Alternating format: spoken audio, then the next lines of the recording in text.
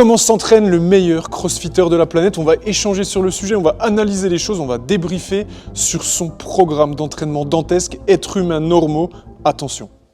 Bienvenue à toi si tu atterris sur cette chaîne, je suis Guillaume Adrien, expert en crossfit et on va parler du meilleur crossfitter du monde, en tout cas sur ces 2-3 dernières années et sur les 2-3 prochaines années, mon avis sur la question. On va prendre tout simplement sa trame d'entraînement que tu vas voir s'afficher ici, on va débattre un petit peu de ça, on va échanger, on va vous donner de l'information. Donc si vous voulez sortir du game, être meilleur, restez connectés l'entièreté de la vidéo pour comprendre un petit peu ce qui se passe. Avant toute chose, je tiens à vous prévenir, êtres humains normaux, âme sensible, s'abstenir. Le volume d'entraînement, l'intensité et l'abnégation qu'il faut pour suivre ça n'est pas donné à tous les êtres humains. Il faudrait presque sortir de l'impérium pour ceux qui regardent Warhammer 40 000. On va regarder un petit peu le départ et ce qui est très intéressant, on peut le voir dès le départ dans la fabrication des programmes d'entraînement plutôt sur la sphère américaine. Je pense qu'il y a beaucoup de gens qui fonctionnent de cette façon-là, mais c'est vrai que c'est un petit peu innovant. C'est qu'ils vont vraiment avoir cette méthode d'entonnoir qu'ils vont pouvoir adapter par rapport à plusieurs paramètres. Les paramètres qu'ils vont adapter, c'est évidemment ce qu'a besoin de travailler James pour le plus haut niveau, affiné par rapport à ses besoins spécifiques, ses weaknesses et ses points forts, et aussi les besoins fondamentaux qu'on va retrouver dans l'activité. Donc on commence le plan d'entraînement avec une fenêtre très très large, où on va prendre tout simplement ce qu'on appelle la trame de travail. Eux, ils le séparent en deux blocs, un bloc de force, d'accessories qui est englobé dedans, donc il n'y a pas que de la force, on va dire nerveuse, il y a aussi de la force peut-être sur le volume d'entraînement, les accessories, le renforcement, et une partie conditioning qui, elle, n'est pas cantonnée uniquement à du spécifique, mais que c'est du conditioning de gymnastique, du conditioning spécifique avec le running ou les ergos, etc., etc. Donc qu'est-ce qu'on peut voir? Dans sa trame de travail, il va faire 3 fois par semaine du press et des accessories, 3 fois de la gymnastique stricte en endurance, 2 fois du soulevé olympique avec des accessories, 2 fois du squat, core et carry. Ensuite, il va faire du conditioning spécifique, donc 3 fois spécifique au sport, donc on se pense que c'est spécifique au sport CrossFit, 2 fois de la gymnastique endurance, 2 fois du CP batterie, c'est un entraînement où on va plutôt se challenger avec une fatigue progressive, il va falloir résister. Donc on va dire que c'est très intense, mais il va falloir éviter d'exploser, contrôler les choses. Donc c'est un format d'entraînement très spécifique et le gonze court 2 fois par semaine. Donc en fait, quand on regarde un petit peu ça, on peut déjà avoir l'impression qu'on est sur un travail qui est quand même assez particulier. Je ne pense pas que ça soit corrélé à ce que tout le monde ait besoin, même à ce niveau-là. On le sait, James Prague a des leviers très particuliers, donc son entraîneur a dû vraiment fabriquer ça par rapport à ce qu'il connaît de lui et les weaknesses qu'on peut voir à haut niveau. Je tiens à nuancer les propos également, les amis, sur certains points qui me semblent importants à vous préciser. Cette trame d'entraînement-là ne va pas être la même toute l'année. Il y a des saisonnalités, il y a des participations en fonction de ce qui va être mieux ou moins bien, en fonction de la saison, des objectifs, etc. Mais ce qu'il faut retenir, c'est que là, on est dans la période ultra compétitive de James, où il a enchaîné plein de gros événements, que ce soit les Wodapalooza, les Open, les quarts et les semis bientôt. Donc, on est quand même sur un profil qui est toujours fort dans la saison. Il n'y a pas vraiment d'énormes blocs de off-season, même si on sait qu'il y en a évidemment. Mais je veux dire, on est quand même sur un bloc qui va retrouver à plein de moments. C'est très intéressant parce qu'on voit qu'il y a un énorme travail quand même sur le press. Il a des grands leviers et c'est vrai qu'il a réussi à gommer cette weakness qu'on pourrait avoir sur les épaules, souvent chez ce genre de gabarit. Pour rappel, c'est ce qui a coûté plusieurs fois les Games à Brent Fikowski, qui avait lui-même, et le professeur, fait un gros travail là-dessus. On voit déjà que l'entonnoir est très intéressant et que sur la plutôt partie programmation conventionnelle, on va dire en Europe, on va plutôt avoir tendance à fonctionner avec ce qu'on va faire le lundi, se faire le mardi. On a du mal à raisonner sur un entonnoir global et à diminuer après. Tu as toujours rêvé d'ouvrir ta box ou de faire performer la tienne, de la faire passer à un niveau supérieur, tu peux prendre une programmation pour dirigeants, pour tout exploser. Rejoins RX Business, c'est l'accompagnement ultime pour créer, faire exploser, performer ou tout simplement passer au niveau supérieur de ta structure. Donc tu peux nous rejoindre ou décider d'attendre sur le banc de touche ou devenir meilleur comme Anthony, Théo et Lionel. On arrive sur une session type qu'il pourrait rencontrer donc le lundi.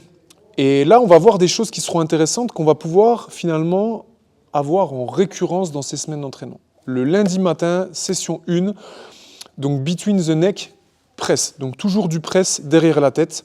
Je pense que c'est une partie où il va pouvoir travailler sa mobilité, son renforcement dans des axes où évidemment aujourd'hui c'est quelque chose qu'on voit un petit peu plus sur les crossfitters de bon niveau. La mobilité est extrêmement importante.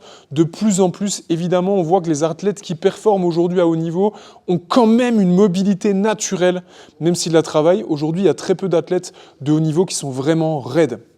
Il y en a toujours un petit peu de la génération juste avant. On pourrait parler un petit peu de Ricky Garard ou de certains profils comme ça. Mais ce qu'on voit vraiment sur la nouvelle génération, ils ont tous une mobilité exceptionnelle. Si on prend Dallin Pepper, Medeiros, Jason Hopper, Victor Hofer, ils ont toujours une mobilité incroyable. Et donc, ils font beaucoup de travail là-dessus. Et donc, c'est une on va dire, des conditions à l'économie d'énergie et à la production de force dans des axes très particuliers. Donc, vraiment, on va retrouver beaucoup d'accessoires avec du travail où les articulations, pour nous, êtres humains normaux, pourraient être mises à rude épreuve. Ensuite, il va faire un gros travail de parallèle HSPU, c'est un facteur limitant du haut niveau, évidemment. Ensuite, il enchaîne avec un sport spécifique, 3 rounds for time, 15 GHD sit-up, 10 ring muscle-up, 15 cal skier, 40 révidéu, plus 4 sets d'un autre conditionnement. Rien de transcendantal pour un lundi. L'après-midi va être sur une session axée sur du spécifique en running. On ne va pas détailler ces sessions-là parce qu'on serait sur une vidéo de 4 heures, les amis, si on détaille tout. On va dire que, on voit aussi que dans la programmation, le lundi ne va pas être le jour le plus intense pour James. Et c'est une des erreurs que beaucoup de personnes font en programmation. Enfin, je me suis reposé là samedi, dimanche, lundi je me la colle quoi. Et on arrive, mardi on est déjà un peu dans le dur, mercredi l'entraînement est pourri, jeudi on commence à récupérer un peu, vendredi c'est moyen et samedi on se la recolle. Eux ils commencent déjà toujours, et ça c'est quelque chose qu'on voit beaucoup dans les programmations, merci Eric Scombe d'ailleurs, une des meilleures programmations de CrossFit en France les amis, rejoignez le lien en description, pour justement ce qu'il met en place puisqu'on va retrouver un tronc commun là-dessus. Donc le lundi, même si pour nous être humain normal paraît très intense, il y a quand même une réserve de travail. On arrive sur le mardi et là, les choses se corsent. On commence toujours avec une session où il y a de la pliométrie. La pliométrie revient beaucoup aussi dans sa programmation. Il en fait 2 à 3 fois par semaine. Donc on voit que c'est une composante qui est très importante puisqu'il va pouvoir travailler sa force, son explosivité en mettant un petit peu moins de choc traumatique plutôt que le travail avec les charges. Et en plus de ça, on va pouvoir, en travaillant la pliométrie, là c'est très intelligent, avoir une jonction sur des mouvements qu'on peut rencontrer à l'entraînement comme les sauts sur box. C'est-à-dire que le fait de travailler sa pliométrie, par exemple, sur des high box jump, du départ arrêté, des choses comme ça, va être moins traumatique pour les articulations que si vous étiez avec des charges. Et en plus de ça, va vous mettre en condition de ces mouvements spécifiques qui peuvent revenir. On va dire que sur la transversalité des exercices, c'est vachement intéressant. Clean complexe, clean pull, front squat, donc chargé, et ensuite CP batterie, donc c'est ce que je vous disais, on va être sur une fatigue progressive, vraiment intense, mais contrôlée. On voit que le volume il est stratosphérique, 4 sets, 6 snatch à 70, 6 rope clean, 6 sandbag clean à 70, 18 calro, 35 sandbag squat.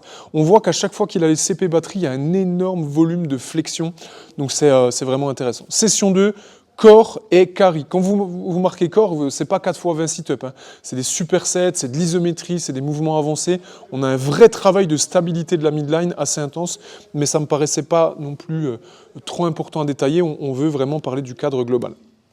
On arrive au mercredi, où là, on voit qu'il y a déjà beaucoup plus de travail sur la gym. Donc, gymnastique skill, de la technique sur les mouvements vraiment avancés qu'on peut rencontrer au plus haut niveau, du push press, développé incliné avec des tractions strictes lestées, et donc gymnastique endurance.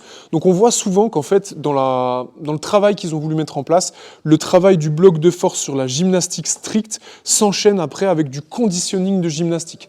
Donc en fait, c'est super intéressant parce que vous êtes échauffé, vous êtes préparé à ce que vous allez rencontrer, vous êtes pré-fatigué et vous enchaînez votre endurance de gym.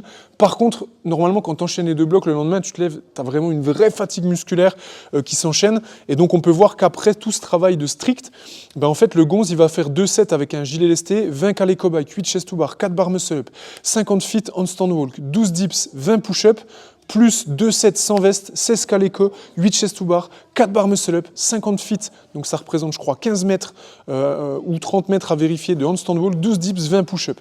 Donc il y a quand même un vrai volume.